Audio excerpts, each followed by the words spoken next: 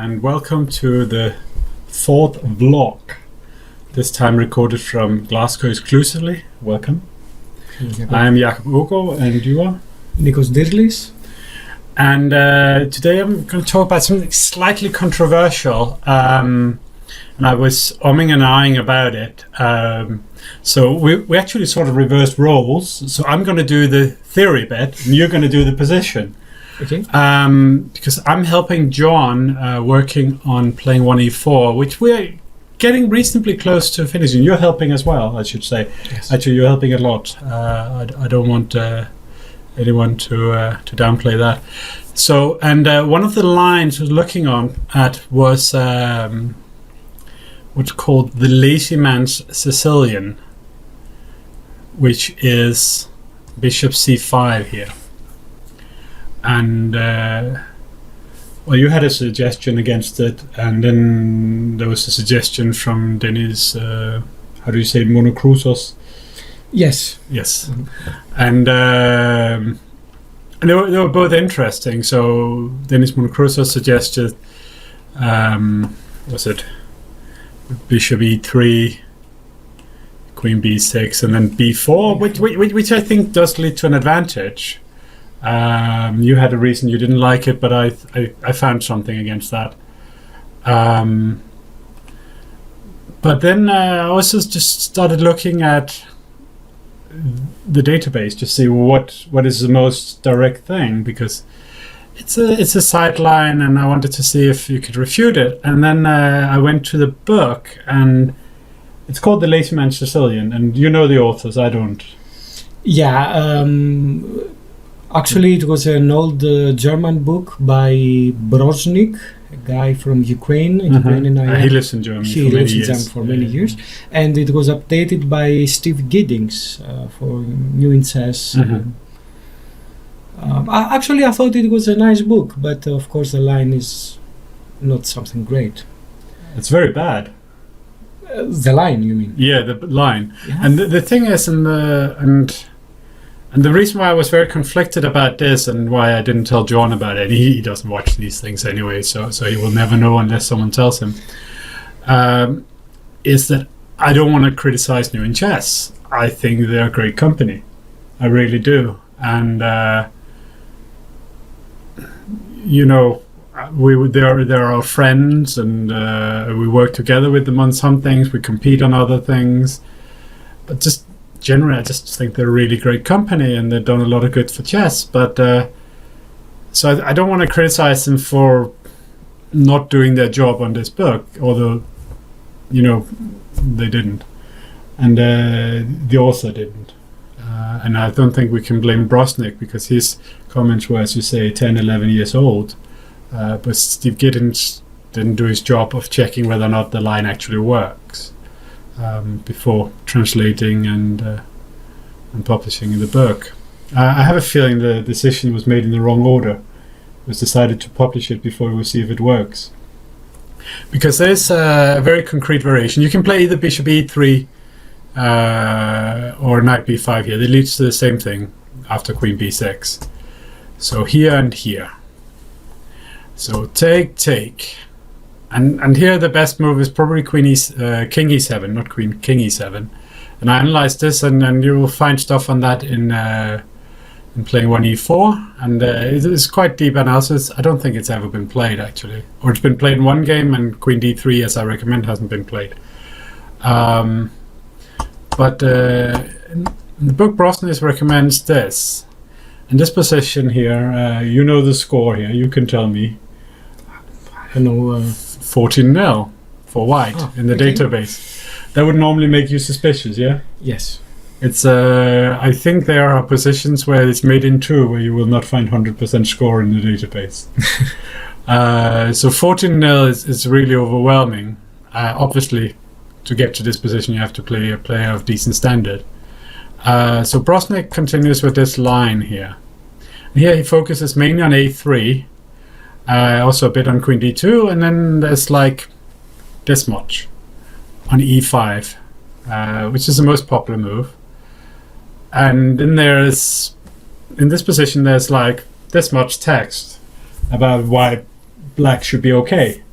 and there's this much analysis on the concrete stuff, and E5, and you can switch on your engine, and it says +1, +2 very quickly, and it's not wrong. So they suggest F6, which leads to a transposition to the game. I put in the PGN, which I will just quickly give it here. This is a correspondence game, so some of the moves feel a little mysterious. That will explain why. And we have a very nice combination here. And I should just say at this point, if king... Oh, that's the wrong thing I'm moving. If king goes to c7, then rook f6, queen f6, and queen g3. And that's a winning attack. It ends up in a long variation with queen against 2 rook, and then 5 pawns against 3, and technically winning position. You can check it yourself. So here we came to more or less the same thing, similar type of position. And here maybe a little point that I'm doing it again. Yeah, this is when you let the wrong person handle the hardware, yeah? So I think here this check is very unpleasant. If I'm right. Yes, seems so. So anyway, so game continues like this, and white has a technically winning position and won the game. And I want to just say the reason why I decided in the end that, although it's controversial to come out and basically slam someone else's book, I think my first allegiance is to our readers and not to other companies, even if we work together with them. I don't want to go around looking for things they do wrong, but I actually thought this was shit. Really. We have done not great things ourselves. We made mistakes, but this here was not a question of trying and failing, which is what we do every day. Okay. This was a question of not caring, and I don't like that. I really don't like it, and maybe I shouldn't talk about it, and maybe I should. I don't know, but I have nothing personally against Giddings or Brosnik or anything like this. I think they're wonderful people as far as I've experienced. I have to say that I was a reviewer for the Greek Federation Chess magazine, and I reviewed Steve Giddings' book about the best endgames ever played, and it was one of the books that I gave 5 out of 5. I really loved it. So I really hated it. I have to say, because there was like 100 endgames in it, I think, and 10 of them were taken from Learned from the Legends by Michal Marin, and some of the comments were almost the same, and then a lot of Marin's comments were just removed. That was how I looked at it. It's probably an exaggeration, but it was clear that he was writing with one hand and looking in the book in the other hand. And there are plenty of mistakes in Marin's book to correct. So, but he has done other things that's been really good. We can talk. Maybe we'll do a whole vlog once about my bad books to even things out. But this is enough for now. So if I press F11 over here, will the next one come up? Yeah, or go to next game. Load the next game. Load next game. That will be that one. Good. So the position we have here is our tactic of the week, and now you will put the banner across the screen saying stop now and think. And since you have stopped and you have been thinking, it's time to just show the solution. So it's rook h1 check. And this is a move that Emil Sutovsky called the most beautiful move of 2016.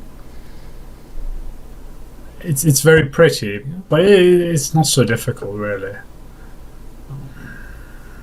Yeah, it's very pretty. Who needs comparisons? You know, which supermodel to date, you know? Who cares? So if knight takes and knight f3 wins the queen, and king takes, so takes, and if he takes back, like for example, here, it's a disaster, basically. And he tried f3. Have we said that this is Aronian Rapport from Novi? No, but you will put that on top. Okay. And that's of course the European team championship, club cup they call it. And here rook f4 was very strong, you say? Yes. Probably an engine says it.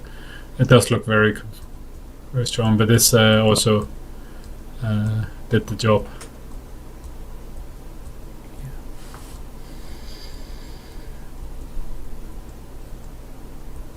And resigns.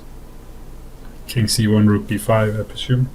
We should say that Rapport had a really nice tournament, as Ivanchuk also did. Mm-hmm. He didn't go to the Olympiad to play in a tournament. How is it? Checkers. It's checkers, yes. Yeah, checkers, yeah. But he returned. And they almost won without him. Yeah, and then he played an excellent tournament in Novi Sad. So Ivanchuk is back. He was never gone. Come on. Yeah, you never know. You know that Levsakis once said that in the future all chess tournaments will have only juniors, and Viktor Korchnoi, of course. Well, it's too late for Korchnoi now, but Ivanchuk will be there for another 30 years probably. Hopefully so. He seems to just having fun, which I fully support. Having fun is great. Okay, shall we say that this is our shortest and most controversial? I hope we don't get a hate mail from Noon Chess. They have many other great books. Can you mention 3 great Noon Chess books? Yeah, the Bologan books. That's already more than 3, probably. They're all good. Yeah, I'm talking about 145. Yeah, but the Catalan book was great as well. The Catalan is my favorite Bologan book, actually. Mm-hmm. I really, this is one of the best books of all time, the Fenperlo book. The Endgame. Yeah, it's an amazing book. So I was not so hot on this even Sokolov books, but there was a lot of good things in them as well. Now, of course, he did one for Thinkers Press, which we shall not talk about. I really like another book by Broznik. Broznik was one of the co-authors, The Techniques of Positional Yeah, that was a lovely book. Was it New in Chess as well? Yeah, I think it was, yeah. So we love New in Chess. We think they do great work. They got it wrong on this one, and one day we'll do a whole postmortem on chess for kids and parents. Yes. Which is the most embarrassing thing I've done in my life. Almost. More about that another time. Take care.